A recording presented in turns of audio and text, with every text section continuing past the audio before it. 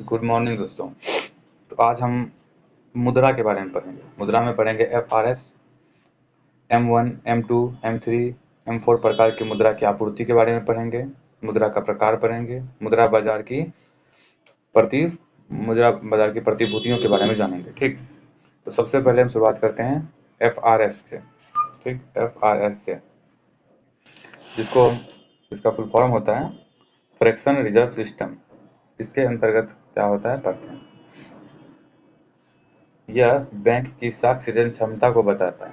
Bank के पास कितना साख सृजन क्षमता है, कितना वो लोन दे सकता है। जैसे कि माना 100 रुपया का नोट RBI द्वारा जारी किया गया, जो ए को प्राप्त हुआ, मतलब जो ए को प्राप्त हुआ, मतलब ए व्यक्ति, मतलब हम लोग जैसे हुए। जैसे बैंक को 100 रुपया जमा है और 10 रुपया जो है, मतलब ये SLR और CR मिला के जमा करना हुआ, तो उनके पास बच गया 90 रुपया। और बैंक क्या की, इस 90 रुपया को बी को दी। ये 90 रुपया साख सृजन का मतलब समझ रहे ना, कि साख सृजन मतलब लोन दी, उधार दी। मतलब 10 रुपया था और साख सृजन क्षमता के लिए बैंक के पास 90 रुपया, तो 90 ये जो है बैंक बी को दी। और बी जो है 90 रुपया को, 90 रुपया पे 9 रुपया जो 10% जो है CR और SLR है, ये कट गया, इसका बचा 81 डी को दिया गया।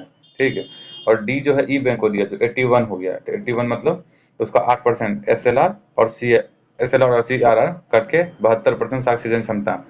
इस प्रकार अगर टोटल निकालते जाएं, तो जैसे टोटल निकालते जाएंगे ना, अगर इसको इसी तरह कंटिन्यू निकालते जाएंगे कि आगे दिया गया, फिर आगे दिया गया, तो यहाँ 72 हुआ, फिर से नीचे टोटल मिला के हो जाएगा यहाँ 1000 रुपया। ठीक ना, समझ गए ना। मतलब ये जो है, एक मिनट, यहाँ जो 90 हुआ, 81 हुआ, 72 हुआ, 100 रुपया का बात है। अब इसको जोड़िए, अब यहाँ तक नहीं जोड़िए तो बहुत ज़्यादा हो गया, 100 से ज़्यादा हो गया। यही बताया जा रहा है कि 100 रुपया को है ना, साख सृजन क्षमता जब करेंगे तो ये 1000 हो जाएगा। अगर ये तब होगा जब आर मतलब रिजर्व जो है, मतलब जो CRR है, SLR है, ये सब 10% होगा। ठीक ना, तब जैसे साख सृजन क्षमता बराबर क्या होता है, साख सृजन क्षमता बराबर होता है R 1/R गुना। मतलब इसको बताते हैं, देखिए 1/R गुना कैसे, जैसे कि यहाँ पे था ना अभी लिखा हुआ कि 10% यहाँ लिखा हुआ है। ठीक, तो वही 10% को आगे करते हैं, मतलब R बराबर 10%, मतलब रिजर्व रेट नहीं है, रिजर्व है।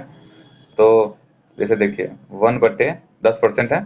ठीक, तो 1/10% हो गया, तो इसका 100 करेंगे। ठीक, क्योंकि परसेंटेज है, तो इसको 100 करेंगे तो क्या हो जाएगा, बराबर 100/10 हो जाएगा। ठीक, 0 कट गया, बचा 10%, मतलब 10% नहीं, मतलब 10 गुना हो गया। ठीक, मतलब लिखा हो ना कि साख सृजन बराबर 1/R गुना, 1/R गुना, मतलब कितना रुपया था हम लोग के पास में, 100 रुपया था। ठीक, तो 100 गुना 10, तो बराबर हो गया 1000। इससे तात्पर्य ये हुआ कि मतलब अगर RBI 100 रुपया छापती है, ठीक ना, इसका जब साख सृजन क्षमता देखा जाता है, अगर 10% की रेट चल रही है, मतलब रिजर्व 10% रिजर्व रखा जा रहा है, उस हिसाब से, मतलब उस हिसाब से हो जाएगा 1000 रुपया।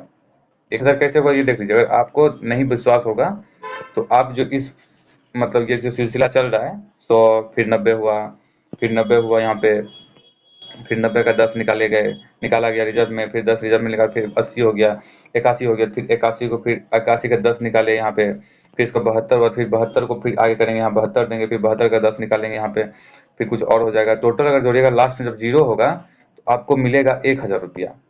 अब इसको टोटल करना चाहेंगे तो आपको ये साख सृजन क्षमता 1 रुपया मिलेगा। ये तब मिलेगा जब रिजर्व के रूप में 10% रखा जा रहा है, क्योंकि 10% रखा जा रहा है तो मतलब 10 गुना हो जा रहा है। वही देखिए, अगर हम इसके बाद और आगे बढ़ते हैं, ठीक ना,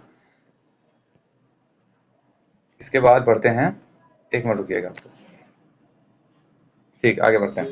RBI जो है CRR लेती है, हर बैंक से CRR SLR लेती है। ठीक ना, यही होता है रिजर्व, मतलब हर बैंक से टोटल का जितना होता है, टोटल जितना भी भारत में बैंक है सबका CRR और SLR जो जमा होता है उसको R कहते हैं। ठीक, यही होता है रिजर्व। इसमें क्या देखिए लिखा हुआ ना, सभी बैंकों के लिए एक समान होता है ये रेट, सभी बैंकों के लिए, मतलब सभी बैंकों के लिए समान एक होता है। लेकिन अगर आपके पास 100 रुपया है, चलिए मान लीजिए, तो आपके लिए 10% कितना होगा, आपके लिए 10% 10 रुपया होगा। लेकिन किसी बैंक के पास 1000 रुपया है, इसके लिए 10% तो 100 रुपया होगा ना। रुपये तो ज़्यादा होगा, लेकिन ये जो रेट है ना वो 10% ही रहेगा। एग्जाम्पल है 10% का। अभी तो एस एल आर 18% है और सी आर आर 4.5% है सभी बैंक के लिए, ठीक ना। तो बैंक के पास कितना एनडीटीएल है, उस दिन पढ़ रहे थे ना हम लोग एनडीटीएल के बारे में। एनडीटीएल एनडीटीएल के बारे में पढ़ रहे थे, जिसमें क्या निकाला जाता है कि वैसा वैसा पैसा, मतलब वैसा रुपया जो आप किसी अदर बैंक में जमा कर दिए। मतलब एक बैंक दूसरे बैंक में अगर अपना पैसा जमा कर रही है तो इसके मतलब है उसका ब्याज उसको प्राप्त हो रहा है, तो इसको माइनस किया जाता है एनडीटीआर में, जबकि जीडीटीआर में ये टोटल आता है। यही अंतर है जो कल या परसों पढ़े हुए थे हम लोग। ठीक, इसमें क्या होता है, रिजर्व में क्या होता है, ये साख सृजन क्षमता में उपयोग नहीं आता, ये साख सृजन क्षमता के लिए उपयोगी नहीं होता है। और इसको जो है ना आरक्षित मुद्रा कहते हैं, जिसको एमओ कहते हैं। इसको एमओ को, या तो आप इसको एमओ कह दीजिए, मतलब आरक्षित मुद्रा। एमओ का मतलब होता है आरबीआई में जमा जितना भी रिजर्व है दूसरे बैंकों का, उसको एमओ में रखा जाता है, मतलब आरक्षित मुद्रा। इसी मुद्रा को जो है दूसरे शब्दों में उच्च शक्ति मुद्रा कहा जाता है, हाई पावर करेंसी। क्यों कहा जाता है, क्योंकि ये जो है ना साख सृजन क्षमता, बैंक की साख सृजन क्षमता को प्रभावित करती है, कर सकती नहीं, करती ही है। ठीक, अब इसको डिटेल में पढ़ते हैं। रिजर्व आर मतलब रिजर्व का निर्धारण आरबीआई द्वारा किया जाता है। ठीक, बैंक रिजर्व का प्रयोग अपने साख सृजन में नहीं कर सकता है। बैंक जो वही जो बताया कि यह रिजर्व जो होता है सीआरआर और एसएलआर के रूप में होता है। रिजर्व के दर का निर्धारण आरबीआई करता है, जो सभी बैंकों के लिए एक समान होता है। जैसे अभी जो बताए थे 4.5 है और एसएलआर 1.8 है। रिजर्व बैंक की साख सृजन क्षमता को प्रभावित करता है। रिजर्व में वृद्धि साख सृजन क्षमता को कम करता है और रिजर्व में कमी जो है बैंकों की साख सृजन क्षमता में वृद्धि करता है। ठीक, अब देखिए इसको बताते हैं, एग्जाम्पल देखिए। देखिए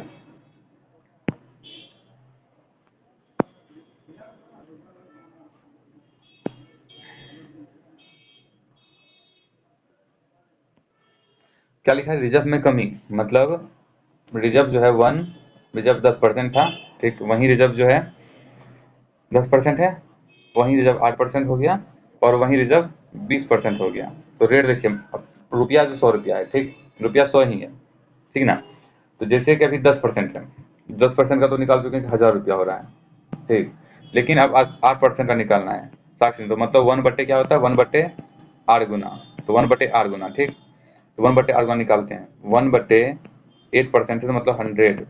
ठीक, तो ये एक खत्म हो जाएगा, पलट जाएगा इसको, 8 100 ऊपर जाएगा 8 नीचे आएगा। ठीक, तो 100 दिए ऊपर और 8 दिए नीचे, तो ये हो गया 50, ये हो गया 4 बार में। ठीक, फिर ये 25, सॉरी 25, ये 2 हो गया, ये 25 हो गया।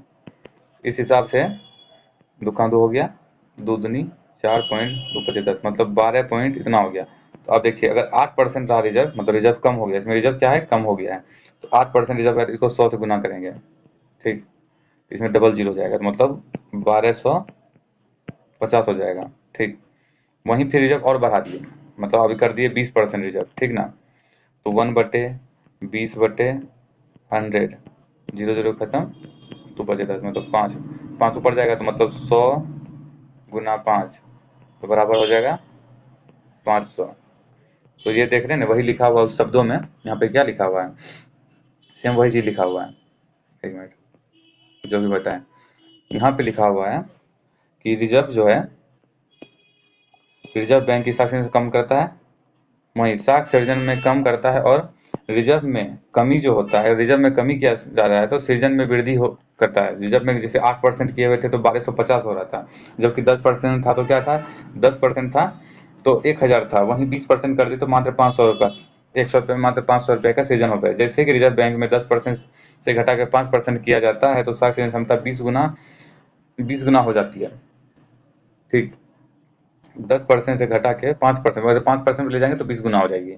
हम तो 8 पे ले गए थे, तो वो भी कर लेते हैं, एक भी दिखा देते हैं वो भी करके कि 20 गुना कैसे हो रही है। करिए, क्या बोला गया है, 10% सब जगह पे 5% कर दिया रिजर्व, तो मतलब 1/5%/100, 20 हो गया ना, तो मतलब 100 गुना 20। ठीक, मतलब 2000, वही है। ठीक, यदि रिजर्व को 10% से घटाकर 20% किया जाता है तो पाँच गुना हो जाता है, जो करके देख चुके। रिजर्व मतलब आर को साख सृजन क्षमता में व्युत्क्रमानुपाती संबंध होता है, क्योंकि आर जब बढ़ता है तो रिजर्व साख सृजन क्षमता घट जाती है, वहीं साख सृजन क्षमता घटेगी तो आर बढ़ जाएगा, मतलब रिजर्व उल्टा बोल रहे हैं, आर कम हो जाएगा तो साख सृजन क्षमता बढ़ जाएगी। क्योंकि देख रहे हैं कि इसमें मान लीजिए 10% था, नॉर्मली था, जब इसको हम 1 मिनट 20% किए, इसको 20% कर दिए, ठीक ना, मतलब रिजर्व को 20% कर दिए, एक बार निकाल लेते सामने अभी, 1/20/100, जीरो जो कट गया, मतलब 5 हो गया। तो अगर 20 कर रहे हैं, रिजर्व बढ़ा रहे हैं 20, तो यहाँ पे जहाँ पे 100 था, 100 की जगह 100 गुना 5 करेंगे, यहाँ पे 100 गुना 5 मतलब 500 हो गया, ठीक। वहीं अगर हम कर रहे हैं 8%, तो क्या हो जा रहा है, 100 गुना 12.5 हो रहा है, तो मतलब 1250 हो जाएगा। लेकिन जब बराबर था, मतलब 10 ही था, जब 10 था मतलब ये बराबर बराबर, ठीक, तो 100 गुना 10 हो जाएगा, तो मतलब 1000। तो आप देख रहे हैं यहाँ पे ये रेट बढ़ रहा है तो यहाँ घट जा रहा है, आर बढ़ रहा है तो फिर यहाँ पे सृजन क्षमता बढ़ जा, सॉरी आर घट जा रहा है यहाँ पे, तो साख सृजन क्षमता बढ़ जा रही है। फिर आर जब बराबर था तो यहाँ 1000 था, सॉरी 1000 था, ठीक, यहाँ तक तो हो गया। आप पढ़ते हैं एमओ, एमओ जो आरबीआई के द्वारा होता है, आरबीआई का रिजर्व जो होता है, एमओ को आरबीआई की आरक्षित मुद्रा रिजर्व मनी कहा जाता है, क्योंकि बैंक की इस रिजर्व का प्रयोग जो है, बैंक इस रिजर्व का प्रयोग जो है साख सृजन क्षमता में नहीं कर सकता है, ठीक ना, नहीं करता है, क्योंकि सीआर और एसआरआर रिजर्व बैंक में और एसआरआर जो बैंक में जमा होता है, उसका यूज साख सृजन क्षमता में नहीं किया जाता है। एमओ को उच्च मुद्रा शक्ति भी कहा जाता है, क्योंकि यह बैंकों की साख सृजन क्षमता को प्रभावित करता है। यदि सभी बैंक के आर मतलब का रिजर्व को जोड़ा का नहीं होगा, को जोड़ा जाता है तो एमओ प्राप्त होता है। एमओ नहीं करते, M0 है, ये M0 प्राप्त होता है। M0 की 3 घटक शामिल, M0 में 3 घटक शामिल होते हैं, जनता के पास करेंसी प्लस आरबीआई के पास बैंकों का जमाए प्लस आरबीआई की जमाए। अब सोच रहे हैं जनता के पास करेंसी, जनता के पास, इसको चलिए बताते हैं क्या आगे बताया जाए, अच्छा फिर भी बता देते। जनता के पास करेंसी का मतलब है कि जैसे आरबीआई 100 रुपया जारी की, तो ये जो 100 रुपया होगा आरबीआई जारी किया और ये पैसा जनता के पास होगा, तो अगर ये पैसा जनता के पास होगा, क्या बोला जा रहा है, ये जो है रिजर्व जो होता है M0, ये साख सृजन क्षमता नहीं, मतलब साख सृजन क्षमता इससे नहीं बढ़ती है। तो आप समझ लीजिए कि अगर ये 100 रुपया है जो जनता के पास है, जनता के पास चला गया, तो जनता के पास रहेगा, तो जनता के पास तो हो गया, बैंक के पास थोड़ी है, बैंक के पास रहेगा तब ना इसको साख सृजन क्षमता में लगाएगा। वहीं दूसरी बात, आरबीआई के पास बैंकों की जमा है, मतलब जो वो रिवर्स रेपो रेट में जो दिया जाता है, रिवर्स रेपो रेट में जो आरबीआई के पास जो बैंक है अपना पैसा रख देती है, बैंक जमा कर देती है आरबीआई के पास, वो हो गया। और आरबीआई की अन्य जमाएं, मतलब आरबीआई की ये जो सीआर होता है, एसएलआर होता है, और ये जो आईएमएफ में कभी कभी आरबीआई जो बैंक होती है अपना पैसा जो है रुपया आईएमएफ में डाल देती है और उससे मुनाफा होता है, मतलब ब्याज दर मिलता है, तो वो पैसा, ये सारा जो होता है साख सृजन क्षमता में सहायक नहीं होता है।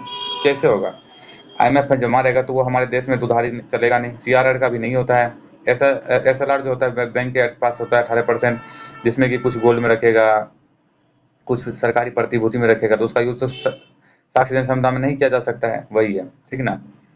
M0 में याद रखिएगा, M0 कभी भी आ जाए तो इसका मतलब है कि ये बैंक की साख सृजन क्षमता को प्रभावित करती है, मतलब प्रभावित करने का तात्पर्य हुआ इसके कम होने या ज्यादा होने से बैंक की साख सृजन क्षमता में बढ़ोतरी या कमी हो सकती है, ठीक। अब मुद्रा की आपूर्ति के बारे में जानते हैं।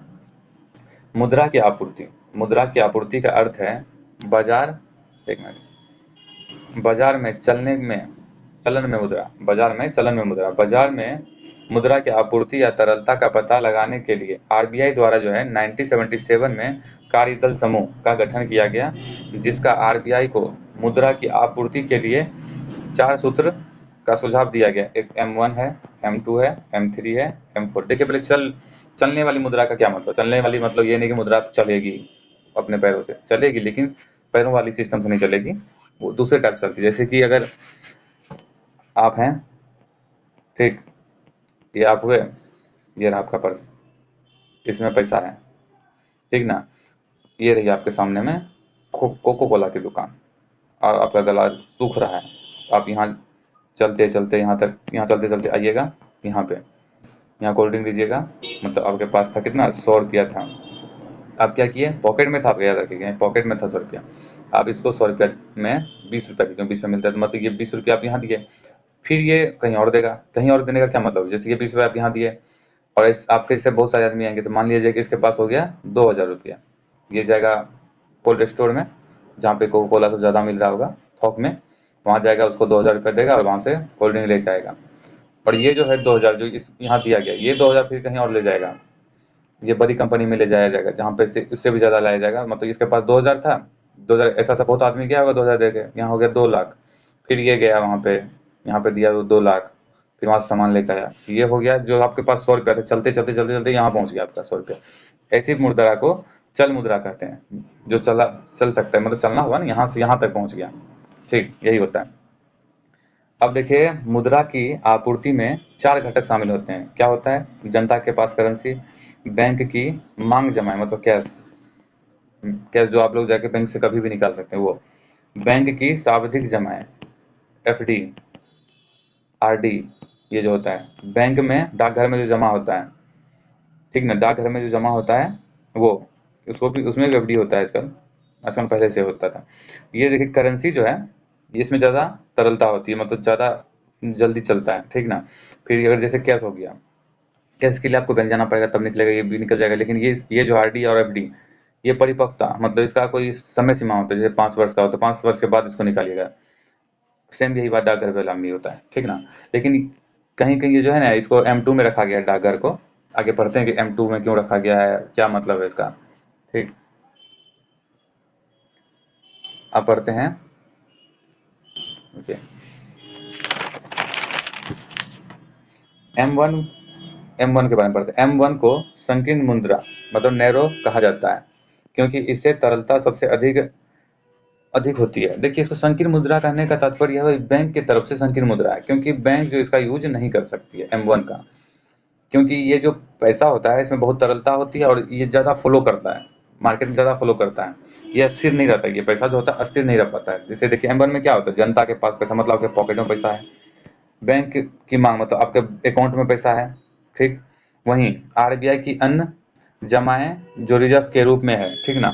एक तो देखिए, अगर बैंक के पास यहाँ पे पैसा है, ठीक ना, जनता के पास पैसा है, तो इसका तो साख सीजन में यूज नहीं होता। देखिए, संकीर्ण कहने का मतलब कि वैसा मनी जिसका यूज अब बैंक जो है साख सीजन क्षमता में नहीं कर पाती है, तो उसको संकीर्ण संकीर्ण कहा जाता है। जैसे कि देख रहे हैं, जनता के पास रहेगा तो ये तो बैंक में है नहीं, तो बैंक से तो कोई मतलब, इससे कोई परोक्ष या प्रत्यक्ष कहीं संबंध है ही नहीं, परोक्ष से भी नहीं है। ये जो बैंक की मांग जमा मतलब कैसे है, यहाँ पे आप बैंक जाते हैं, पैसा निकाल लेते हैं। आजकल तो ऑनलाइन पेमेंट आ गया, तो बैंक में होने के बावजूद कभी भी ऑनलाइन गए डाल दिए, निकाल लिए। इससे भी बैंक साख सीजन क्षमता ज़्यादा नहीं कर पाती है, करती है बहुत कम करती, नहीं मानो इसको करने, क्योंकि कैश टाइप का हो गया। बैंक की मांग जमाएं मतलब आराम से निकाल लेते हैं। फिर वही देखिए, आरबीआई के पास जो अन्य जमाएं वो रिजर्व, ये जो अन्य जमा है, समझ लीजिए कि यही M0 हो गया, ठीक ना। अगर इसका अगर और छोटा संक्षिप्त कहा जाए तो M1 बराबर जनता के पास करेंसी और बैंक की जमाएं, और M0, क्योंकि M0 में क्या होता है, बैंक क्या रिजर्व होता है, जो यहाँ पे हम लोग देख चुके हैं। M0 में क्या होता है, यहाँ देखिए, किधर गया, यार किधर गया, यहाँ रहा। M0 मतलब आरक्षित मुद्रा, मतलब CRR, SLR, ये हो गया, ठीक।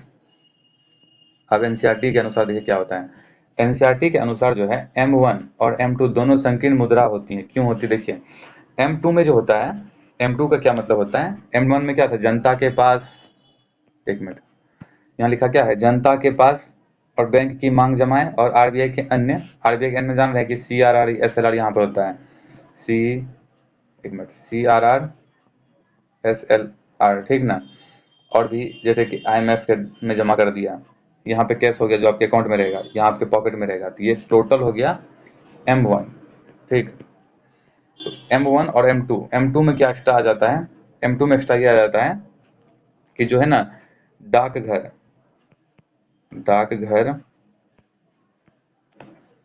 की बचत की बचत, देखिए ये आ जाता है। इसमें क्या होता है, डाकघर की बचत में एफडी होता है इसमें भी, और आरडी इसमें भी होता है, जिसमें इसकी परिपक्वता जैसे 5 साल, 6 साल, 7 साल, 10 साल, 12 साल इस टाइप की होती है। इसको M2 में रखा है, और इसको संकीर्ण मानने का तात्पर्य ये होता है, संकीर्ण मानने का तात्पर्य इसलिए होता है क्योंकि ये डाकघर में है ना, ये एफडी सब जो होता है इसका कोई डिटेल्स नहीं निकल पाता, ठीक ना। डिटेल्स का मतलब कि जैसे कि पोस्ट ऑफिस तो आज से चल नहीं रही, बहुत दिन से चल रही है, और आए दिन मतलब पहले के ज़माने के लोग ज़्यादातर पोस्ट ऑफिस में पैसा जमा रखना पसंद करते थे, क्योंकि उसको उनको लगता था ये सुरक्षित है। लेकिन पोस्ट ऑफिस के पास उतना तकनीकी सुविधा ना होने के कारण जितने कुछ-कुछ ऐसे एफडी भी वहाँ पे हैं, किसका है कुछ पता ही नहीं है, क्योंकि ऐसा तो था नहीं। अभी ना जाके हम लोग पैन कार्ड देते हैं बैंक में, और बैंक पूरा डिटेल्स निकाल देती है कि आपका किस अकाउंट में कहाँ पे कितना रुपया जमा है, क्या किए पूरा दिन में, मतलब आर्थिक जितनी भी क्रियाकलाप किए, कहाँ किए, किधर किए, सब बता सकती है पैन कार्ड के थ्रू। उस टाइम तो ऐसा थी नहीं, इसलिए डाकघर को भी संकीर्ण ये M2 में रखा गया है। अब देखिए सीधा M1 के बाद सीधा M2 पढ़ रहे हैं, मतलब M2 पढ़े भी नहीं है, M2 में सिर्फ जानकारी डाकघर वाला। इसके बाद सीधा M3 का हम चर्चा कर रहे हैं, क्योंकि इसमें सिर्फ मात्र और मात्र डाकघर की बचत जमाए को गिना जाता है। अब M3 को जानते हैं। M3 को व्यापक या सुलभ मुद्रा बोरो मनी कहा जाता है, क्योंकि M3 में बैंकों की सभी जमाएं मतलब मांग और सावधि दोनों शामिल होती है। मांग और सावधि, देखिए M3 है, ठीक। M1 में क्या था, M1 में था क्या, जनता के पास करेंसी, ठीक, बैंकों की मांग जमाएं मतलब कैश, फिर आरबीआई की अन्य जमाएं। इसके अलावा भी M3 में क्या होता है, बैंकों की सावधि जमाएं जिसमें कि एफडी आरडी होता है। तो एफडी आरडी क्या होता है, इसको 5 साल, 6 साल, 10 साल, 12 साल के लिए एफडी किया जाता है। तो ये एफडी जो किया जाता है बैंक के सामने ये अस्थायी हो जाता है, ठीक ना। बैंक के लिए तो अस्थायी हो गया कि ये मनी अस्थायी हो गया एक तरह से। तो बैंक जो इसका यूज कर सकती है साक्ष्य क्षमता में, क्योंकि इसको निकालने के लिए जनता तो 5 साल के बाद आएगी ना, या 6 साल का तो 6 साल के बाद ही पैसा निकालने आएगी, या 12 साल है तो 12 साल के बाद निकालने आएगी। तब तक बैंक इससे उधार देती है और उसका ब्याज का लाभांश लेते रहती है। और जब 5 साल होगा तो तब तक बैंक के पास पैसा आ जाएगा, और जब 5 साल वाले आदमी आएंगे बोलेंगे मेरा पैसा लाइए एफडी वाला, तो बैंक आराम से दे देगी। ये अस्थायी हो जाता है। वही देखिए M1 में तो था नहीं, M1 में कैश था, जो कि कभी भी आदमी निकाल आता था, निकाल चला जाता था, तो बैंक इसका यूज नहीं कर पाती। तो बैंक ज़्यादातर एफडी और आरडी, आप देखिएगा कि जब भी बैंक में जाइएगा ना तो बैंक आपको स्कीम बताएगी कि सर आप जो है ना आज 10,000 जमा कीजिए, 3 साल के बाद या 4 साल बाद, 5 साल बाद आपको इसका 1 लाख दे देंगे। ऐसा 1 लाख तो बहुत ज़्यादा बोल दिए, मतलब 17,000 दे देंगे, या तो चलिए 1 लाख जमा कीजिए सर, आपको 5 साल के बाद 2.5 लाख रुपया देंगे या 2 लाख रुपया देंगे, ऐसा बोला जाता है। उससे क्योंकि उसको फायदा होता है ना कि अगर आप एफडी कर दिए तो 5 साल के बाद आइएगा, उससे पहले आइएगा तो उनको आपको मुनाफा दिया नहीं जाएगा। तो ये जो एफडी करवा लेती है आरबीआई, सॉरी आरबीआई बैंक सब जो एफडी करवाती थी, इससे साक्ष्य समझा करने में आसानी होती है उसको, क्योंकि 5 साल के बाद वो व्यक्ति आएगा, तब तक में तो वो अपना फायदा कमा के उनका फिर से मूलधन पूरा कंप्लीट कर दे। जैसे 5 लाख को जमा किया, तो आपको पता है कि 100 रुपया का बैंक में साक्ष्य क्षमता जब होता है तो वो 1000 हो जाता है। तो आप समझ सकते हैं कि 5 लाख आप जमा करें तो बैंक कितना फायदा उससे उठा सकती है, समझ गए ना। ठीक, अभी देखिए इसमें डिटेल्स लिखा हुआ क्या क्या है, हालांकि हम लोग बोल नहीं दिए।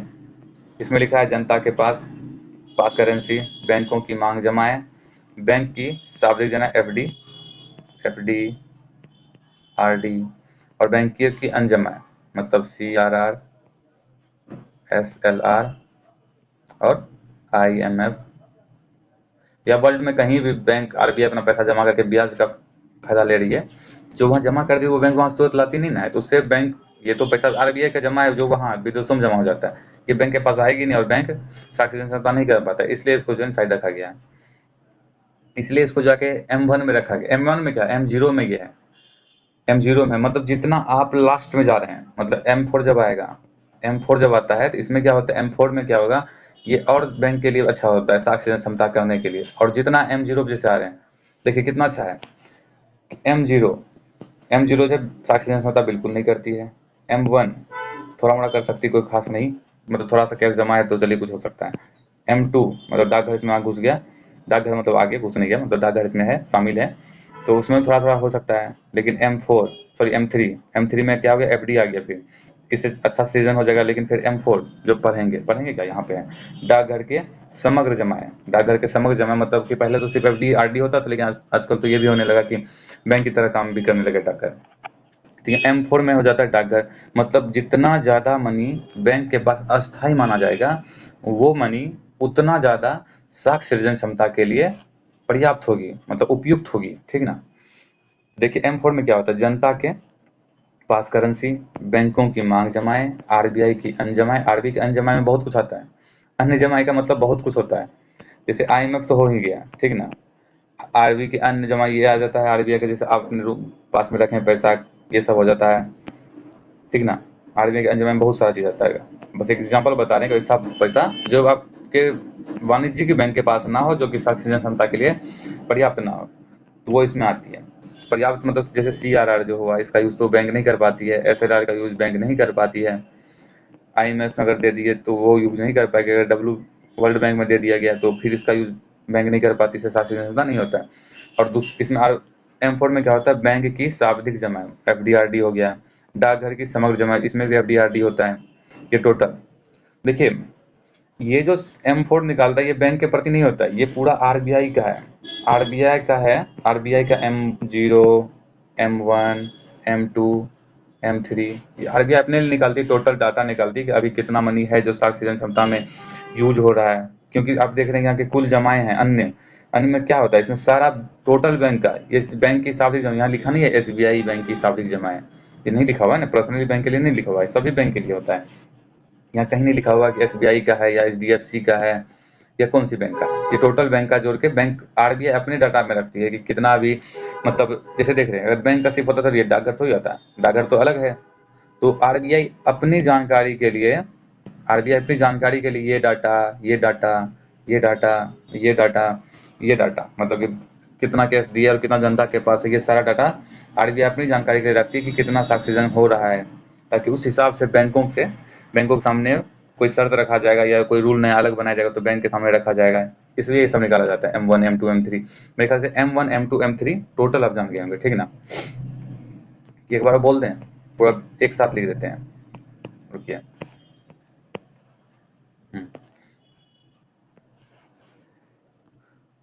M0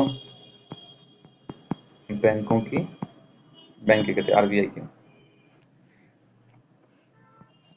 आरबीआई में सभी बैंक की सीआरआर, एसएलआर प्लस अन्य जमाएं, ठीक।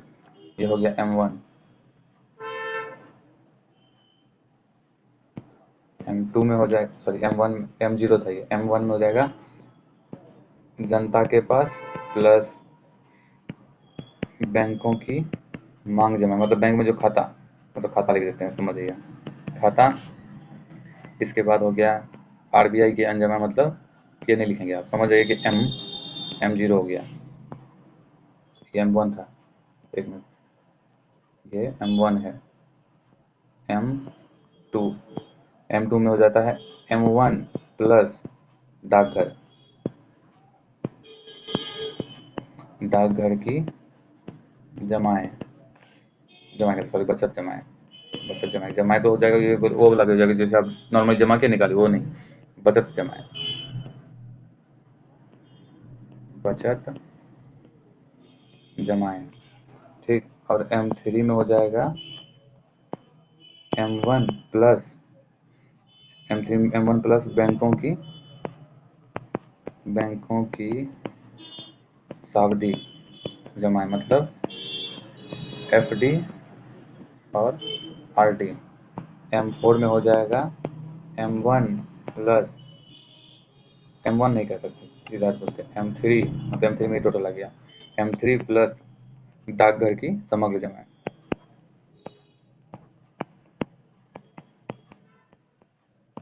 समग्र जमाएं, ठीक। M1 में जो होता है, M0 में यहाँ क्या लिखा था, सभी बैंकों के लिए जमाएं समान होती है, ठीक ना। सभी बैंकों की पहले बता चुके हैं, सभी बैंकों मतलब ये देखिए, जैसे एसबीआई है, एसबीआई के पास 1000 रुपया है, यूनियन है, इसके पास 100 रुपया है, और अभी जो है आर बराबर, मान लीजिए टोटल जोड़ जाड़ के आर होता है 10%, तो मतलब इसको एसबीआई को 100 रुपये जमा करना पड़ेगा, वहीं यूनियन को 10 रुपये जमा करना पड़ेगा, ये ध्यान रखिएगा। तो ये टोटल जमा क्या हो गया, यही हुआ M0, क्योंकि इसमें SLR CR ये सब हुआ, ठीक। आगे बढ़ते हैं।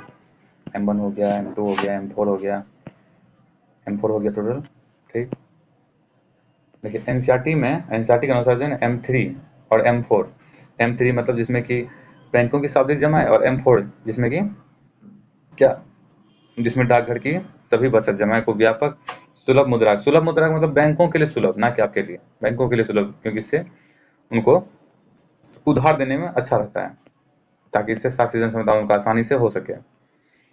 तरलता के क्रम में घटते क्रम में, तरलता के क्रम में, तरलता मतलब सबसे ज्यादा तरलता कौन होता है, मतलब तरलता का मतलब क्या होता है, वैसा जैसे पानी में अगर तेल डाल दिए तुरंत छिलक जाता है, मतलब गिर जाता है, पानी के ऊपर मतलब चलते रहता है।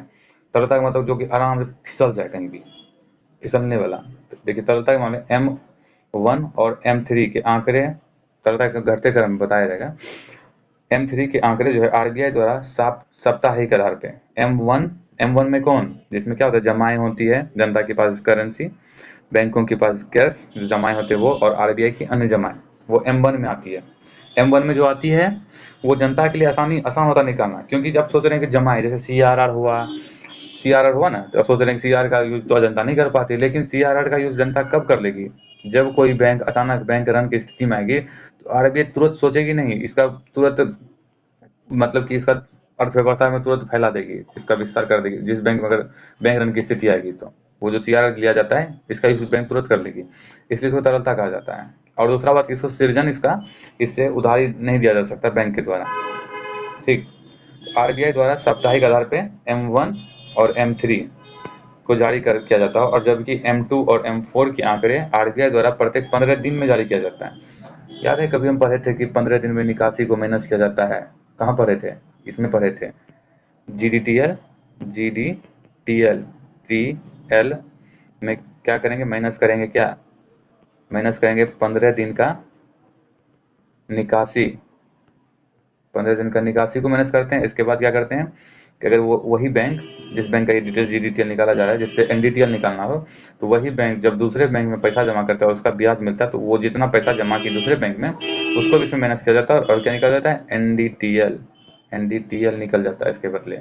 इससे जीडीटीएल में 15 दिन का निकासी और दूसरे बैंकों में जमा किया गया पैसा को माइनस किया जाता है, पैसा बोलते हैं अच्छा लगता है, रुपए बोलते हैं, रुपए को माइनस किया जाता है, तो उसको माइनस करने के बाद एनडीटीएल निकल जाता है। ठीक, और पता होना चाहिए कि एनडीटीएल पे ही सीआरआर, एसआरआर निकाला जाता है, जीडीटीएल पे नहीं निकाला जाता है। ठीक, मुद्रा की समग्र आपूर्ति पर प्रभाव, मुद्रा की समग्र आपूर्ति, पहले चीज बता देते हैं, ये घटते क्रम में तो लिख दिए, तरलता के आधार पर घटते क्रम में, तरलता के आधार पर घटते क्रम, तो सबसे ज्यादा M1, ठीक, फिर M2, फिर M3, फिर M4। अब वहीं देखिए अगर साख सीजन क्षमता में करेंगे, सबसे ज्यादा किसमें साख सीजन क्षमता होता है, तो देखिए क्या होगा, एक मिनट, M4 में सबसे ज्यादा साख सीजन क्षमता होगा, M2 में, सॉरी M2 कहते हैं, M3 में उससे कम, M2 में उससे कम, और M1 में नाम मात्र का कहेंगे, और M0 में तो बिल्कुल नहीं। ठीक, ये समझ गए, लिखे रहने देते हैं। अब देखिए क्या है, मुद्रा की समग्र आपूर्ति पे प्रभाव, मुद्रा की समग्र आपूर्ति पे प्रभाव, आपूर्ति पे क्या प्रभाव पड़ता है, आपूर्ति मतलब क्या, मुद्रा का आपूर्ति होना, मतलब कि मुद्रा का आना। देखिए बैंक से धन निकासी करने या बैंक में धन जमा करने पर मुद्रा की समग्र आपूर्ति पर कोई भी प्रभाव नहीं पड़ता है। इसका क्या मतलब समझे, मतलब मान लीजिए ये एसबीआई का बैंक है, आप यहाँ हैं, ठीक, आप मतलब यहाँ बैठे हुए हैं चुपचाप, और आपके पास 100 रुपया है, ठीक, और आपके बैंक में अभी 500 रुपया जमा है, मुद्रा की आपूर्ति पर प्रभाव कैसे, क्या मतलब क्यों नहीं पड़ता है, अपरिवर्तित रहता है। इसको और डिटेल्स से बताते हैं आगे जाके। ये 100 रुपया आपके पास है और 500 रुपये खाता में है, यहाँ पे आप 200 रुपये का कोई सामान देख लीजिए, आपको लेना है, आप गए यहाँ पे पूछे, तो पता चला आपके पास 100 रुपये कम है, यहाँ पहुँचे, बोले भैया 100 रुपया लाइएगा, बैंक को बोले, बैंक 100 रुपया दे दी। इतना करने में कितना टाइम, बाजी में लाइन लगना पड़ता है, चलिए बैंक के पास नहीं गए, बैंक का जो यहाँ एटीएम है वहाँ गए, डाले 100 रुपया लिए, चल दिए, बोले चल भैया लाइए 200 रुपया, कितना टाइम लगा, कम टाइम लगा तो जाकर निकाल लिए। तो मतलब इसका क्या मतलब हुआ? इसका मतलब है पैसा आपके पास रहे, पैसा बैंक के पास रहे, कोई फर्क नहीं पड़ता, वही लिखा है। बैंक से धन निकासी करने या बैंक में धन जमा करने पर मुद्रा की समग्र आपूर्ति पर कोई प्रभाव नहीं पड़े। कहाँ पड़ा? आप बैंक से निकाले फिर भी अर्थव्यवस्था में 200 आया आराम से टाइम से, मतलब बैंक में जमा रखें तब भी कोई फर्क नहीं पड़ रहा है, बैंक से तुरंत निकालिए तब, मतलब इसका यूज तो आप नॉर्मली कर रहे हैं। और ये 500 का यूज जो होता है, जो आप जमा किए हैं, जो कभी भी निकाल सकते हैं, तो बैंक इसका जो है स्टॉक सीजन क्षमता पे नहीं यूज करती है इसका, यही बताया जा रहा है इसमें। ठीक, एक बार फिर से पढ़ देते हैं। बैंक से धन निकासी करते या बैंक में धन जमा करने पर मुद्रा की समग्र आपूर्ति पर कोई भी प्रभाव नहीं पड़ता है, अर्थात मुद्रा की समग्र आपूर्ति अपरिवर्तित रह जाती है। आपूर्ति मतलब मुद्रा आना जाना, कुछ नहीं फर्क पड़ता है इससे। अब मुद्रा का गुणक क्या होता है? मुद्रा गुणक मुद्रा की आपूर्ति और अन्य उच्च शक्तिशाली मुद्रा के अनुपात को कहते हैं। उच्च शक्तिशाली में क्या है? CRR पढ़े हुए थे अभी थोड़ा देर पहले, SLR M0 में है। ठीक, क्या लिखा? मुद्रा की आपूर्ति और उच्च मुद्रा शक्ति। ठीक, देखिए क्या पढ़े थे कि ये जो होता है मुद्रा की आपूर्ति मतलब स्टॉक, 100 रुपये में क्या हो रहा था? 100 रुपया में स्टॉक सीजन कितना कर रहे थे? 1000। ठीक, 1000 कर रहे थे 100 रुपया का, ये ध्यान रखिएगा। आगे बढ़ते मुद्रा गुणक, इसे M1 और M0, चलिए इसको आप बता ही देते हैं इसका क्या मतलब होता है। एक मिनट, सारा पेपर लेना पड़ेगा था, यहाँ नहीं है, जगह है यहाँ पे, चलिए यहाँ जगह है। देखिए क्या होता है। M1 में क्या था? M1 में था जनता के पास, फिर बैंक के पास, फिर RBI, वो जो M0 मान लीजिए, इतना लिखना क्या जरूरी है, M0। ठीक, तो देखिए M1, एक मिनट, M1 मतलब RBI 100 रुपया मार्केट में दी, फिलहाल ये 100 रुपया जनता के पास है। ठीक, तो इधर प्लस बैंक के पास 0 है, और अभी बैंक में जमा करेंगे तब ना, बैंक में जमा किए नहीं तो अभी M0 भी 0 ही है। ठीक, अब क्या किए, मेरा मन किया कि चलिए भाई 60 रुपया बैंक में जमा कर देते हैं, सॉरी 60 रुपया, हाँ 60 रुपया नहीं 40 रुपया बैंक में जमा करेंगे। पहले थोड़ा एग्जाम्पल दूसरा थोड़ा और बढ़ते हैं आगे, अभी तुरंत बैंक में जाने के। हम क्या किए, 60 रुपया अपने पास रख लिए और 40 रुपया का कुछ खा लिए, जाके बर्गर खा लिए, कुछ भी खा लिए, बर्गर खा लिया, कुछ खरीद लिया। ठीक, अभी भी बैंक में जमा कुछ नहीं किया, अभी भी 0 है, यहाँ पे बैंक में 0 है, और ये जो वो M0 है ये भी 0 है। ठीक, अब क्या किए, मेरा मन क्या किया, हम तो 40 रुपये रखे हुए थे। ठीक, एक मिनट,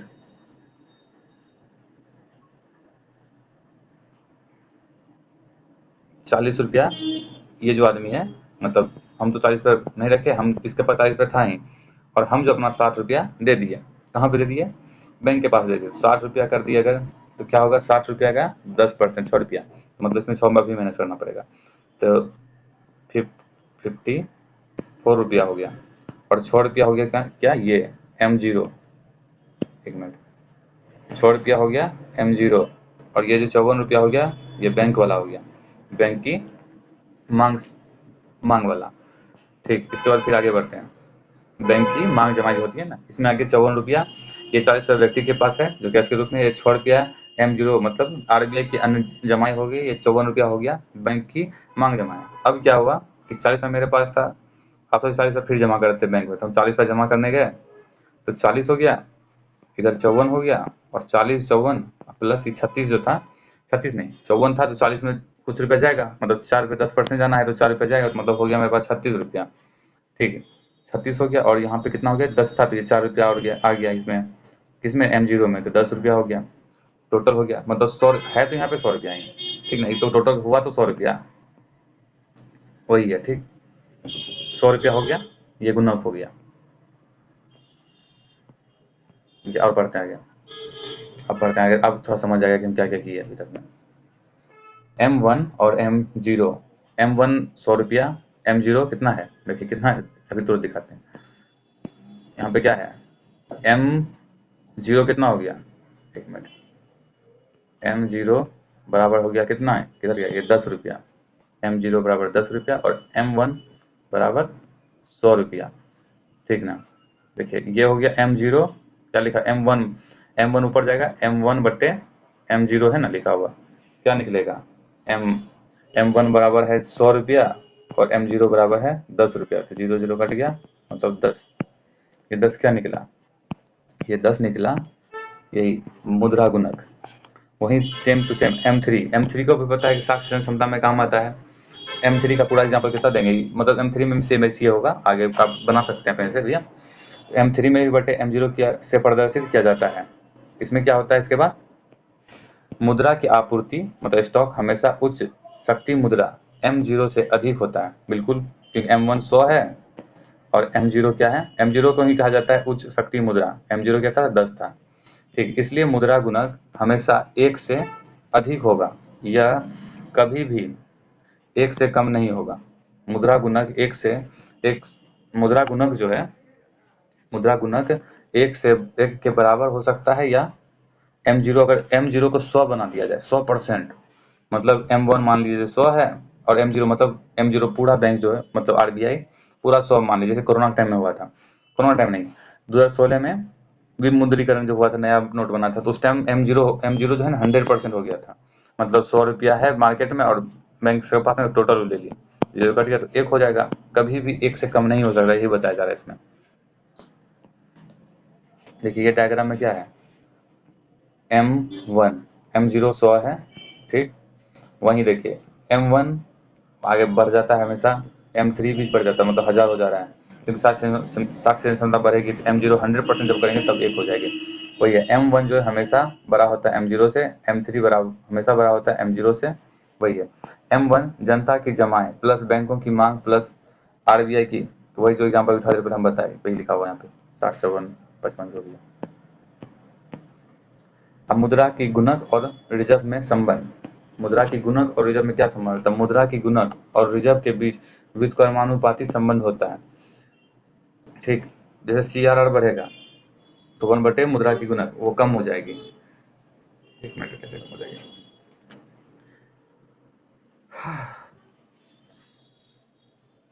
मतलब जमाए ज्यादा हो रही है, जमाई ज्यादा होगी, मतलब CR बढ़ रहा है, तो ऑटोमेटिक है कि 1 बटे मुद्रा की गुणक वो कम हो जाएगी। मुद्रा की गुणक कैसे निकालते हैं, 1 मिनट क्या हो गया, मुद्रा की गुणक कैसे निकालते हैं हम लोग, M1 बटे M0, तो वाजिब ये बढ़ेगी और मुद्रा की गुणक कम हो जाएगी, M0 बढ़ेगी, चलो बढ़ा के देख ही लेते हैं। मान लिया जाए कि मेरे पास 100 M1 है, ठीक, और मुद्रा की गुणक 10 है, सॉरी गुणक नहीं, M0 10 है, तो काट दिए, कितना हो गया 10%, ठीक, ये मुद्रा की गुणक हो गया। अब क्या बोला गया है कि इस दोनों व्युत्क्रमानुपाती होता है, तो मतलब 100 है फिर से, अब क्या किया हम बढ़ा दिए 20 कर दिए, जब ये बढ़ा कितना हो गया 5 हो गया, मुद्रा की गुणक हुआ ना, संबंध कम हो गया, मतलब व्युत्क्रमानुपाती संबंध हो रहा है, बस यही दिखाया जा रहा है। हालांकि हम लोग 100 से निकालते हैं, बैंक से हम निकालते 100 नहीं निकालते, करोड़ों अरबों पे निकालती है। अब बैंक के जमा और मुद्रा गुणक में संबंध क्या होता है, बैंक में जमा और मुद्रा गुणक में समानुपाती संबंध होता है, अर्थात बैंक में जमा में वृद्धि होगी, तो लाजमी सी बात है कि बैंक की जमा में वृद्धि होगी तो मुद्रा गुणक में भी वृद्धि होता है, बैंक में जमा में कमी होगी तो मुद्रा गुणक में भी कमी होगी। इस प्रकार जनता की बैंक आदतों में वृद्धि हमेशा मुद्रा गुणक को बढ़ाता है। अतः जनता की बैंक आदतों में वृद्धि के लिए सरकार वित्तीय समावेशन पर जोर दे रही है। वित्तीय समावेशन मतलब ज़्यादा से ज़्यादा आदमी बैंक में खाता खुलवा सके। देखिए इसका मतलब ये हुआ कि बैंक में ज़्यादा जमाई होगी, तो मतलब ये जो M1 में है क्या आता है, M1 में आता है बैंक में जमाएं, ठीक। तो बैंक में ज़्यादा जमाई होगी, तो मान लीजिए बैंक में ज़्यादा जमाई होगी तो मान लीजिए 10,000 हो जाएगा, चलिए 1,000 पर एग्जाम्पल लेते हैं, 1,000 हो गया, तो बैंक में ज़्यादा जमाई होगी और वहीं 10% रेट है, ठीक ना, तो 10% रेट है, तो कटेंगे जब इसको जो कटेगा तो 100 हो जाएगा। वहीं बैंक में जमाई कम हो रही है, बैंक में 100 रुपया जमाई हो रही है, ठीक ना, तो ये गुणक हुआ, ये 100 जो हुआ, ये जो क्या हुआ गुणक हुआ, मुद्रा गुणक हुआ, ठीक। और ये जमाई हुई, वहीं 100 रुपये फिर कम हो गया, मतलब कि 1000 था, अब 100 रुपया जमा हो रही है, तो ये 100 रुपया हुई, और रेट तो 10 रुपया होगा, आर तो 10 रुपया है, M0 मतलब 10 रुपया है, मतलब M0 कहिए या आर कहिए एक बार, तो इसको फिर काटते हैं तो ये हो जाएगा 10%। तो देखिए कितना कम, ये कम हो रहा है, तो मतलब साफ है कि अगर जमाएं कम होगी तो मुद्रा गुणक भी कम होगा, ठीक। और अगर जमाएं ज्यादा हो रही है तो मुद्रा गुणक भी ज्यादा हो रहा है, तो वही समानुपाती संबंध हो रहा है, यही बताया जा रहा है इसमें, ठीक। ये जो वित्तीय समावेशन पर सरकार ज्यादा दौड़ रही है, समावेशन ज्यादा दौड़ने का मतलब ज्यादा से ज्यादा व्यक्ति बैंक में खाता खोले और बैंक में जमा करें, ठीक। यार क्या कर रहे हैं। मुद्रा के प्रकार, प्रकार, एक दुर्बल मुद्रा होता है जिसको कड़ी मुद्रा या हार्ड मुद्रा कहते हैं। यह मुद्रा जिसकी अंतर्राष्ट्रीय बाजार में मांग अत्यधिक हो जबकि उनकी तुलना में उनकी आपूर्ति कम हो तथा वह आसानी से किसी भी अन्य मुद्रा में परिवर्तित हो, उसे दुर्बल या कड़ी मुद्रा कहा जाता है। जैसे सबसे दुर्बल मुद्रा क्या है? दुर्लभ मुद्रा, दुर्बल करें, दुर्लभ मुद्रा डॉलर, यूएस डॉलर तथा अन्य कड़ी मुद्राओं में पाउंड आते हैं, यूरो आते हैं, येन जापान का होता है, रेनबेन चीन का है। ये सभी मुद्रा जो है अंतरराष्ट्रीय मार्केट में आसानी से एक्सेप्टेबल होता है, मतलब कि कोई भी व्यापार कीजिए अगर ये सब मुद्राएं आपके पास है, एक्सेप्टेबल होता है। जैसे हमारा रुपया जो है, ये हर देश के साथ व्यापार करने के लिए एक्सेप्टेबल नहीं है ये, ठीक ना, इसलिए ये दुर्लभ मुद्रा नहीं हुई, ये दुर्लभ मुद्रा ये डॉलर हुई। अब देखिए ये उष्ण उष्ण गर्म मुद्राएं, जो गर्म या हॉट मनी कहते हैं। विदेशी निवेश दो प्रकार का होता है, एफडीआई एंड एफपीआई। एफडीआई का निवेश जो है दीर्घकालिक होता है, ठीक, जबकि एफपीआई का निवेश अल्पकालिक होता है। जो शेयर बाजार में निवेश होता है, मतलब ये एफडीआई, ध्यान सुनिएगा फिर से। विदेशी निवेश दो प्रकार का होता है, मतलब हॉट मनी के बारे में भी बताने जा रहे हैं कि विदेशी निवेश जो होता है दो प्रकार, जिसमें कि एफडीआई होता है और एफपीआई भी होता है। और जो इसमें एफडीआई का निवेश होता है वो दीर्घकालिक होता है, जबकि एफपीआई का निवेश जो अल्पकालिक होता है, जो शेयर बाजार में निवेश होता है, ठीक ना।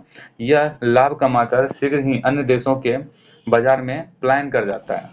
इसके शीघ्र पलायनवादिता के कारण इसे उष्ण मुद्रा निवेश कहा जाता है। मतलब एफपीआई जो होता है, एफपीआई ये होता है हॉट मनी होता है, ना कि एफडीआई। एफडीआई नहीं होता है क्योंकि एफडीआई दीर्घकालिक होता है, एफपीआई होता है जो अल्पकालिक होता है। मतलब सीधा मान लीजिए कोई ऐसा मनी जो अल्पकालिक के लिए आए और तुरंत चला जाए, तो वो हो गया अल्प मनी, सॉरी हॉट मनी। इस प्रकार वह मुद्रा जो अंतर्राष्ट्रीय बाजार में चक्कर लगाती है तथा जिस बाजार में उसे अधिक लाभ प्राप्त होता है, वह जो है उस बाजार में पलायन कर जाती है, वही लिखा है। उसमें निवेश होती है, अल्पकालिक लाभ कमाकर उस बाजार से शीघ्र पलायन कर जाती है, अतः उसे उष्ण मुद्रा भी कहा जाता है, ठीक। अब पढ़ते हैं वैधानिक मुद्रा, लीगल टेंडर मनी। कानूनी मुद्रा वर्तमान में चलन में सभी नोटों और सिक्कों वैधानिक मुद्रा कहे जाते हैं। इसे कानूनी निविदा भी कहा जाता है। इसे चुकाने की अंतिम देयता सरकार की होती है, अतः कोई भी व्यक्ति, व्यापारी, लेनदार, ऋणदाता अपने दावों के निपटान के लिए इसे स्वीकार करने के लिए बाध्य होता है। मतलब क्या हो गया? मतलब ये जो नोट है ना, वैधानिक मनी, इसको स्वीकार करने के लिए जो व्यक्ति होता है, कोई व्यापारी है या लेनदार या ऋणदाता, सब इसके स्वीकार करने के लिए बाध्यकारी होता है, जब सरकार किसी नोट की वैधानिकता को समाप्त कर देती है तो उसे विमुद्रीकरण कहा जाता है। जैसे वर्ष 2016 में 500 और 1000 के पुराने नोट की वैधानिकता को समाप्त कर दिया गया, ठीक ना। इसमें देखिए नोट में क्या लिखा रहता है, नोट में लिखा क्या रहता है, मैं धारक को 500 रुपया अदा करने का वचन देता हूँ। उर्जित पटेल उस समय गवर्नर थे, उस समय का ये स्क्रीनशॉट लिया हुआ है, यही है। तो इसमें क्या लास्ट होता है आरबीआई के बाद, इसी को कहते हैं वैधानिक मनी, ठीक। जब सरकार किसी नोट को बंद कर देता है तो उसको विमुद्रीकरण कर दिया। लेकिन जब सरकार कोई नोट को बंद करना चाहेगी, तो जब उस नोट को बंद किया जाएगा तो उसको विमुद्रीकरण कहा जाता है, ठीक। अब पढ़ते हैं बैंक मुद्रा या शाख मुद्रा। इसे बैंक मुद्रा इसलिए कहा जाता है क्योंकि यह बैंक द्वारा जारी किया जाता है, जैसे बैंक चेक, विनियमन बिल, बैंक ड्राफ्ट इसे वैधानिक मुद्रा नहीं कहा जाता है, क्योंकि इसे स्वीकार करने की कोई बाध्यता नहीं होती है। इसे साख मुद्रा भी कहा जाता है, क्योंकि इसे स्वीकार करना व्यक्ति की कंपनी की साख क्षमता पर डिपेंड करता है। देखिए इसका एग्जांपल कैसे बताते हैं। बैंक मुद्रा जो होता है, जैसे अगर आपके पास ये मुद्रा है, ये मुद्रा है, आप किसी दुकान पे गए, बोले भैया मतलब जो चाहिए ले लिए, सामान लिए, घर आ गए। ये जो यहाँ व्यापारी बैठा है ये आपको नहीं बोलेगा कि नहीं नहीं ये नहीं लेंगे। लेकिन अगर वहीं आपके पास एक बॉन्ड है, ठीक, या आपके पास एक चेक है, आप सोचिएगा कि इसको चेक जाके चेक, वैसे मान लीजिए चेक है ये, चेक गए वही दुकानदार के पास, बोले कि भैया हम बुलाइए ये चेक लीजिए, तो वो एक्सेप्ट नहीं करेगा और इसके लिए वो अधिकारी नहीं एक्सेप्ट करेगा। लेकिन जैसे मान लिया जाए कि ये चेक आपका है और ये व्यक्ति जो यहाँ बैठा हुआ है, ये व्यक्ति जो यहाँ बैठा हुआ है ये आपके बारे में जानता है, ये आप अच्छे पैसे वैसे वाले हैं, अच्छा खासा अमीर हैं, और और जिस बैंक में आपका अकाउंट है इनको पता है, इनको पता है कि जिस बैंक में आपका अकाउंट है उसमें अच्छा खासा आपके पास पैसा है। तो वो जो पैसा आपके पास है, आपके खाता में जो पैसा है, ठीक है, ये आदमी को पता है कि आपके पास पैसा है, आप अच्छा खासा इनकम कमाए, तो ये जो चेक एक्सेप्ट करेगा वो, ये इसलिए एक्सेप्ट करेगा कि वो बात कही नहीं, कि इसलिए एक्सेप्ट करेगा कि उसको आप पे भरोसा है, आपके बारे में जानता है कि आपके पास अच्छा खासा पैसा है, पक्का आपके अकाउंट में पैसा होगा, ये जो चेक दीजिएगा ये बाउंस नहीं करेगा, तो ये एक्सेप्ट कर लेगा इस पैसे को, ठीक ना, ये एक्सेप्ट करेगा। इस चेक को करेगा नहीं, बल्कि आपकी इज्जत, मतलब आपकी जो साख सृजन क्षमता है, मतलब आपके जो विश्वास है, उस उसके वजह से साख क्षमता जो है ना आपकी, मतलब आपकी साख क्षमता का मतलब ये होगा कि आपके बारे में जैसे जान रहा है कि आज तक जिससे भी आप पैसा लिए हैं, आप दिए हैं, और आपका चेक आज तक कभी बाउंस नहीं हुआ, तो वो आपकी वैल्यू को डिपेंड कर रहा है, आपकी वैल्यू पे ये चेक एक्सेप्ट करेगा या नहीं करेगा। वहीं अगर हम जैसा आदमी चल जाए जिसके खाता में मात्र 50-60 रुपया रहे, और वहाँ जाके चले जाएँ, बोले भैया ये लाइएगा, मेरा चेक बुक है लीजिए, इसको भरोसा नहीं होगा कि पैसा तो होगा नहीं इसके पास, चेक बाउंस कर जाएगा, इसलिए वो नहीं लेगा हम लोग से पैसा, मतलब ये चेक एक्सेप्ट नहीं करेगा, पैसा तो करेगा, ये नहीं करेगा एक्सेप्ट। इसमें वही लिखा गया है, इसमें क्या लिखा गया है? वही लिखा गया है कि क्योंकि इसे स्वीकार करने की कोई बाध्यता नहीं, तो इसे साख मुद्रा भी कहा जाता है। साख मुद्रा मतलब भरोसा।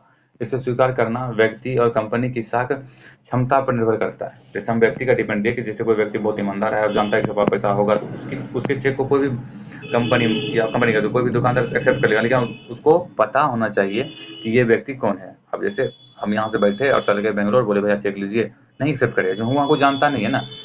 अगर वहीं हमारे गाँव में भी कोई नहीं करेगा, क्योंकि हमारे खाते में उतने पैसे नहीं होते, मतलब साक्षी मतलब दिखना चाहिए कि हाँ ये आदमी के पास से होता है, और बहुत लंबा लंबा मतलब क्या, लंबा व्यापार कर रहे हैं, उसको पता होना चाहिए लंबा व्यापार कर रहे हैं, तो वो चेक एक्सेप्ट करेगा, और उसको पता है कि इसके पास इतना टाइम नहीं है कि वो बैंक से पैसा निकलेगा, और उसके पास पैसा है। एक तरह से क्या हुआ, हमारे भरोसे पे ये एक्सेप्ट किया जाता है, ये बॉन्ड, चेक बुक या बॉन्ड, ये सब एक्सेप्ट तभी किया जाता है आपके भरोसे पे, ना कि आपके वो चेक का वैल्यू कुछ है उसके नज़र में, आपका वैल्यू है, इसीलिए इसको कहते हैं साख सृजन।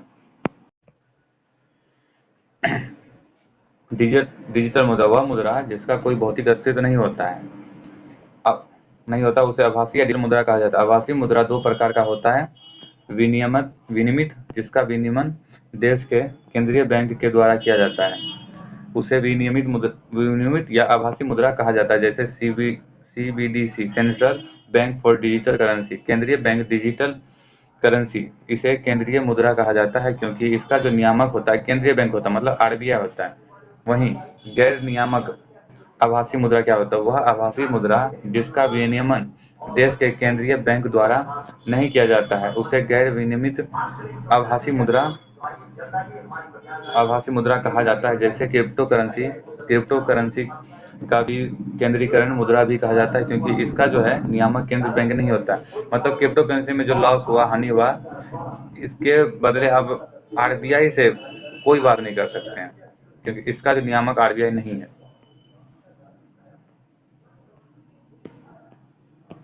क्रिप्टो करेंसी के बारे में जानते हैं।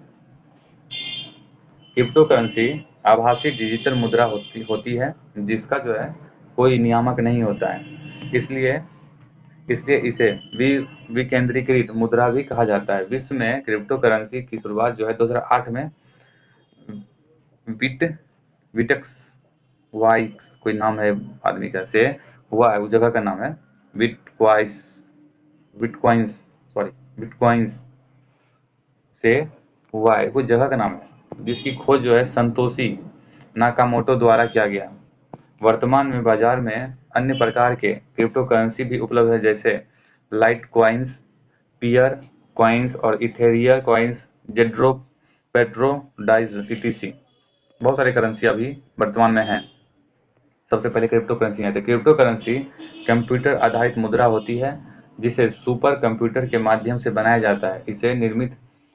इसके निर्माण की प्रक्रिया को डेटा माइनिंग कहा जाता है। यह अत्यंत सुरक्षित मुद्रा होती है क्योंकि इसे ब्लॉकचेन तकनीक से सुरक्षित ये ब्लॉकचेन चल आगे पढ़ेंगे तकनीक से सुरक्षित किया जाता है। इसे पते पर भेजने वाला और प्राप्त करने वाला ही केवल जान सकते हैं, कोई अन्य व्यक्ति नहीं। यहाँ भेजने वाला बिना अपनी जानकारी दिए इसे पते पर भेज सकता है तथा प्राप्तकर्ता भी बिना किसी जानकारी बताए इसे प्राप्त कर सकता है ठीक। अरे यार,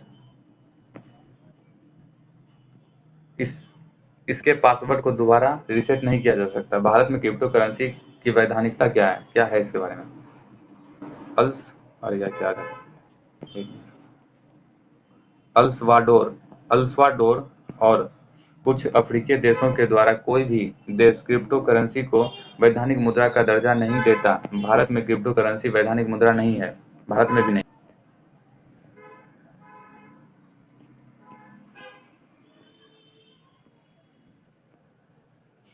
वर्ष 2018 में आरबीआई द्वारा क्रिप्टो करेंसी को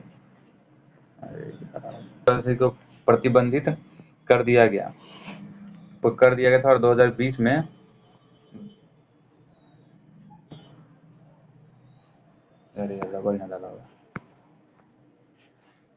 और 2020 में उच्चतम न्यायालय ने निर्णय दिया कि भारत में क्रिप्टो करेंसी प्रतिबंधित नहीं है, किंतु यह वैधानिक मुद्रा भी नहीं है।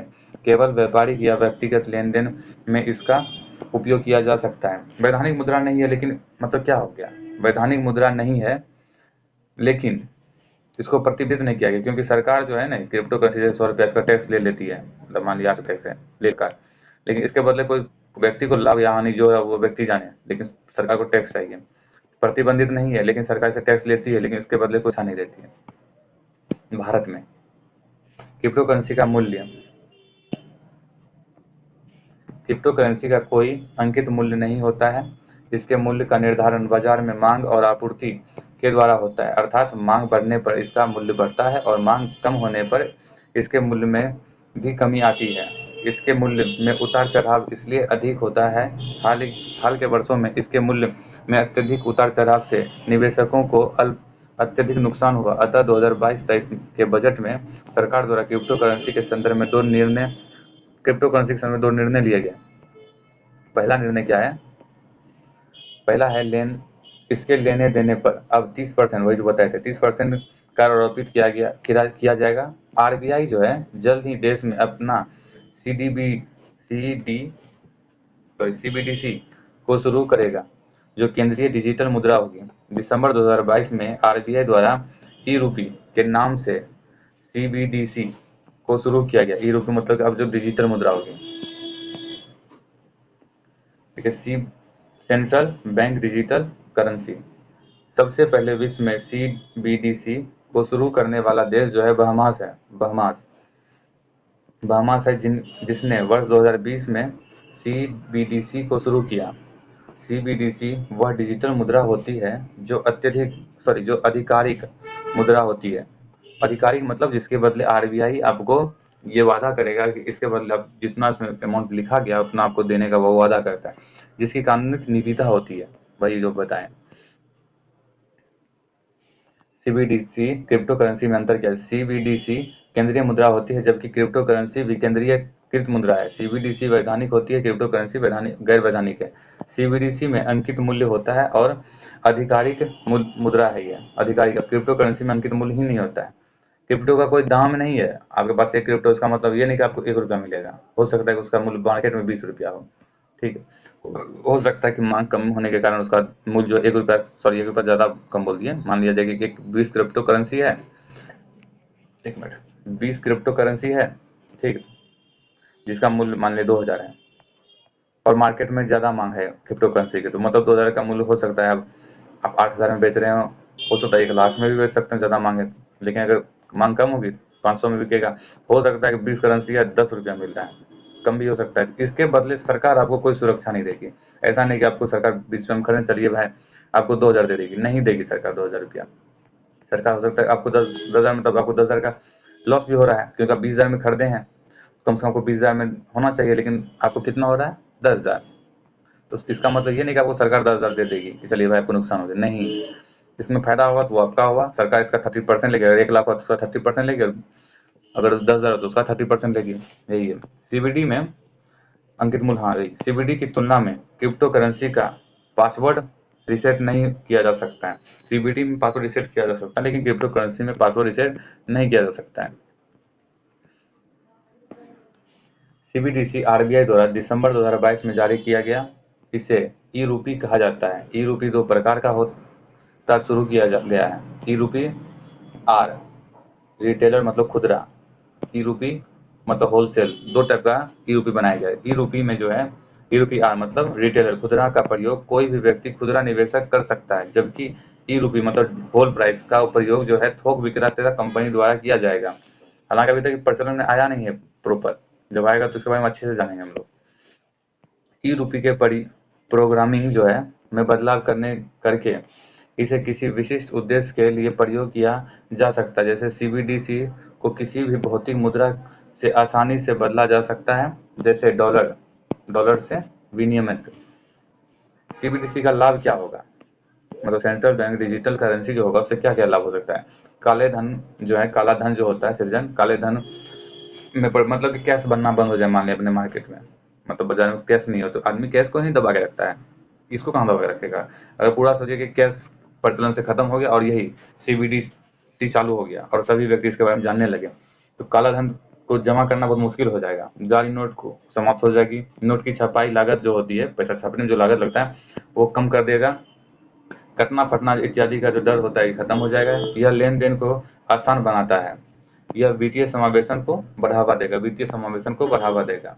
ठीक, तो आज हमने क्या क्या पढ़ लिए। आज हम पढ़े एफ आर एस पढ़ लिए, M1, M2, M3, M4, यहाँ तक कि M0 भी पढ़े हैं। मुद्रा के प्रकार पढ़े, मुद्रा के प्रकार मुद्रा के प्रकार पढ़ लिए। बाजार की प्रतिभूति के बारे में पढ़े, प्रतिभूति के बारे में पढ़ लिए। अब हम कल पढ़ेंगे क्या, ये वित्तीय बाजार। आज के लिए बस इतना ही, धन्यवाद।